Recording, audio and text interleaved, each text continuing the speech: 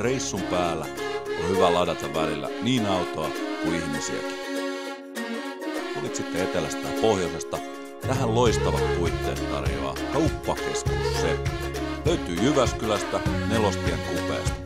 Eli ei muuta kuin että navigaattori osoitteeksi Seppä ja siitä ensimmäiseen parkkihallin sisälle ja sieltä löytyy mielettömät puitteet lataamiseen.